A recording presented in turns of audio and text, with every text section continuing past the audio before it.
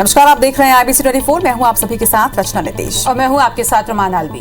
हम आपको लेकर आए हैं 20 मिनट में छत्तीसगढ़ मध्य प्रदेश की 100 बड़ी खबरें दिखाने। चाहे आप छत्तीसगढ़ के हो या फिर हो मध्य प्रदेश के, हर शहर की बड़ी खबर इस बुलेटिन में हम आपको दिखाएंगे फास्ट अंदाज में। सिर्फ 24 सेकंड में आपके शहर की हर खबर सिर्फ IBC 24 पर। तो फटाफट अंदाज में आइए देखते हैं सिर्फ 20 मिनट में 100 खबर। इससे नहीं छूटेगी किसी भी शहर की कोई खबर। सीएम शिवराज और बीजेपी प्रदेश अध्यक्ष VD शर्मा उज्जैन से प्रचार प्रसार की शुरुआत करेंगे। CM Shivraj Singh Chouhan mega show भी करेंगे। सीएम दोपहर 2:30 बजे उज्जैन पहुंचेंगे, जिसके बाद बाबा महाकाल के वो दर्शन करेंगे। वहीं लगभग 3:15 बजे जन आशीर्वाद रैली में शामिल होंगे। सीएम उज्जैन महापौर प्रत्याशी के पक्ष में एक रैली करेंगे और शहीद पार्क में विशाल जनसभा को भी संबोधित करेंगे। राहुल गांधी से ईडी की पूछताछ का कांग्रेस विरोध कर रही है। दिल्ली में देश भर से कांग्रेसी डेरा जमाए हुए हैं। केंद्र सरकार के खिलाफ बड़े प्रदर्शन की तैयारी की जा रही है। छत्तीसगढ़ कांग्रेस के नेताओं ने इसे बदलने की भावना से की गई कार्रवाई को करार दे रहे हैं। दिल्ली में आज कांग्रेस के सांसदों और विधायकों की एक बैठक हुई, जिसमें ईडी के खिलाफ धरना प्रदर्शन की रणनीति बनाई गई। बैठक में मुख्यमंत्री भूपेश बघेल समेत छत्तीसगढ़ कांग्रेस के कई बड़े नेता भी शामिल रहे। बैठक के बाद प्रेस कॉन्फ्रेंस कर कांग्रेस ने केंद्र सरकार पर निशाना साधा। अशोक गहलोत का कहना है कि बीजेपी धर्म के नाम पर लोगों को लड़ाती है। महाराष्ट्र में सियासी संकट के बीच मध्य प्रदेश के पूर्व मुख्यमंत्री कमलनाथ का बयान सामने आया है। कमलनाथ ने इसे सौदे और पैसे की राजनीति बताया है। कमलनाथ ने कहा, ये सब हमारे संविधान के विपरीत हो रहा है। वहीं महाराष्ट्र में कांग्रेस विधायकों पर कहा, हमारे विधायक बिकाऊ नहीं है, कांग्रेस के विधायक आखिरी समय तक टिके रहेंगे। मध्य प्रदेश में आज महापौर और पार्षद उम्मीदवार अपना नाम वापस ले सकते हैं। दोपहर 3 बजे तक नाम वापसी की अंतिम वक्त है। महापौर पद के लिए 197 नामांकन पत्र दाखिल किए गए हैं, तो वहीं पार्षद पद के लिए 34,314 नामांकन पत्र जमा हुए हैं। चुनाव 2 चरणों में होने हैं। पहला 6 जुलाई और दूसरा चरण के लिए 13 जुलाई को मतदान होंगे।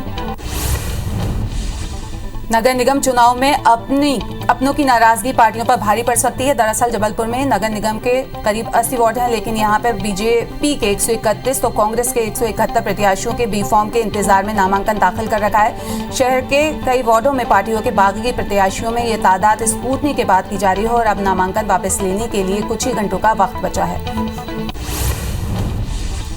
मध्य प्रदेश निकाय चुनाव में बागियों ने बीजेपी की मुसीबत को बढ़ा दिया है। बीजेपी के 2,500 से ज्यादा बागी चुनावी मैदान में है। 16 नगर निगमों के हर वार्ड में बीजेपी के 2 से 3 दावेदारों ने नामांकन भरा है। वहीं इन बागियों के लिए भाजपा ने अल्टीमेटम भी जारी कर दिया है। भाजपा ने कहा है कि नाम वापस नहीं लिया गया तो पार्टी से 6 साल के लिए बाहर कर दिए जाएंगे।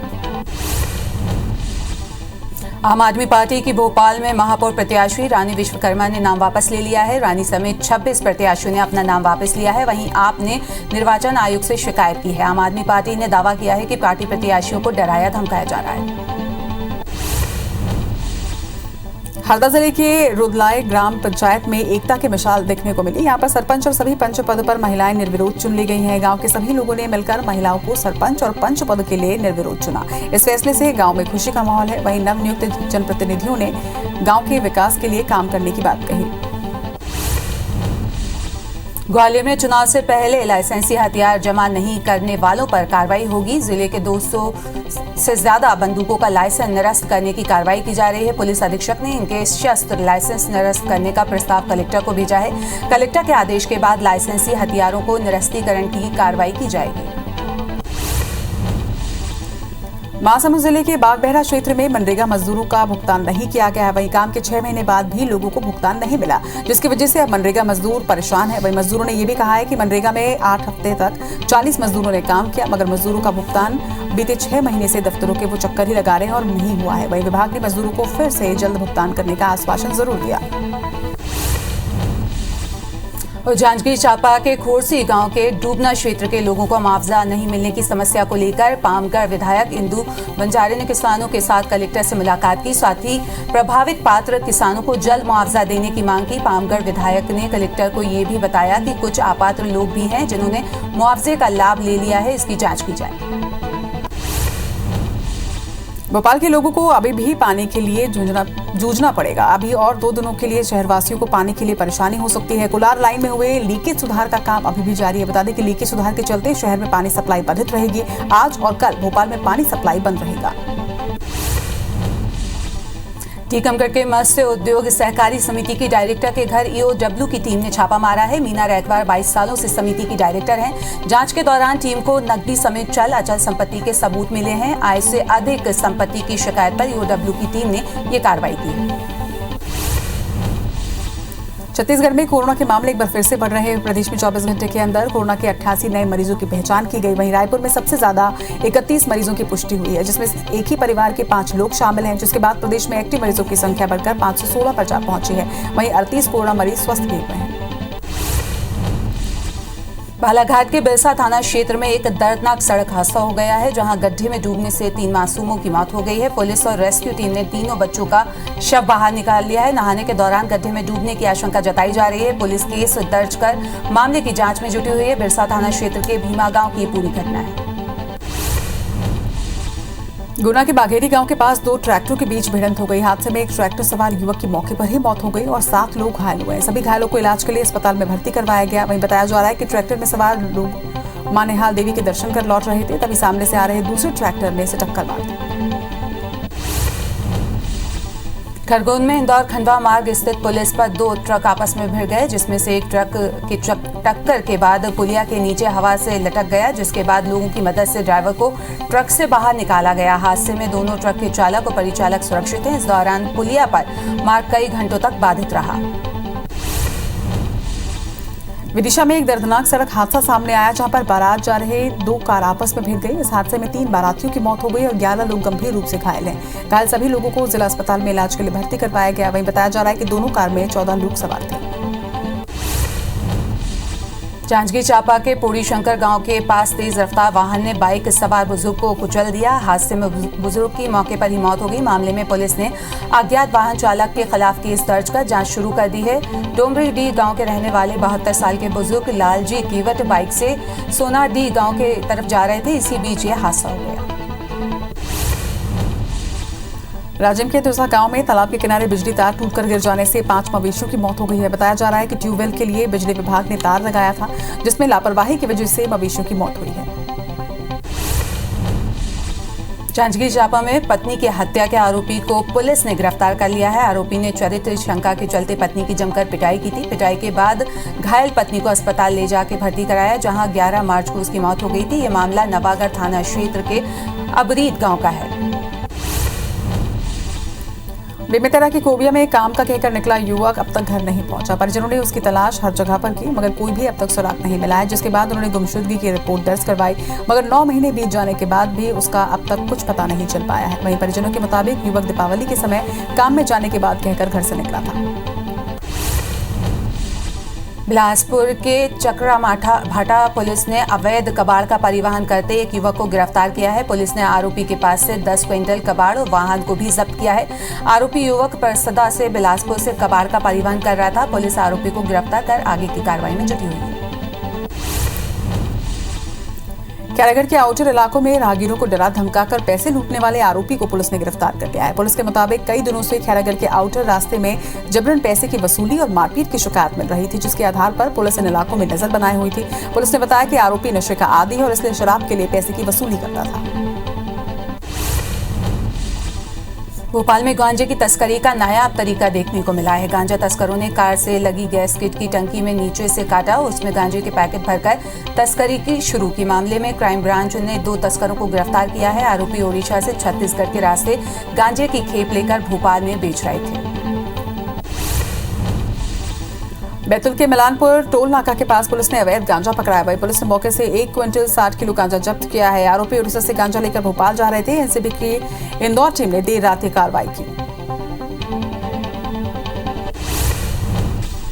बिलासपुर पुलिस ने ड्रग्स के साथ बार मैनेजर को गिरफ्तार किया है। साथ ही उसके पास से 4 ग्राम ड्रग्स भी जब्त किया है। पुलिस के मुताबिक बार और पार्टियों में ड्रग्स दिया जाता था।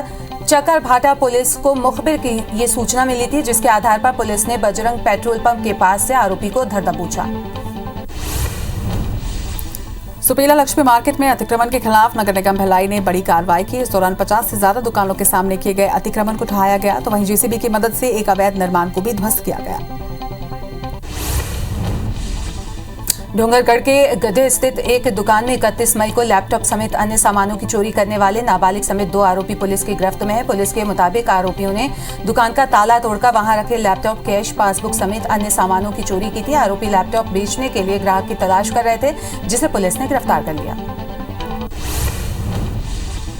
रायपुर समेत देश के कई लोहा कारोबारियों से 50 करोड़ रुपए का लोहा लेकर धोखाधड़ी करने वाले एक आरोपी को पुलिस ने गिरफ्तार किया है। पुलिस के मुताबिक रायपुर के समता कॉलोनी स्थित एसएम शॉप के डायरेक्टर स्वप्निल मित्तल और अन्य के खिलाफ धोखाधड़ी का केस दर्ज किया गया है। आरोप है कि शहर के कारोबारियों से करीब 50 करोड़ का लोहा खरीदने के बाद उसने भुगतान नहीं किया और धोखाधड़ी की।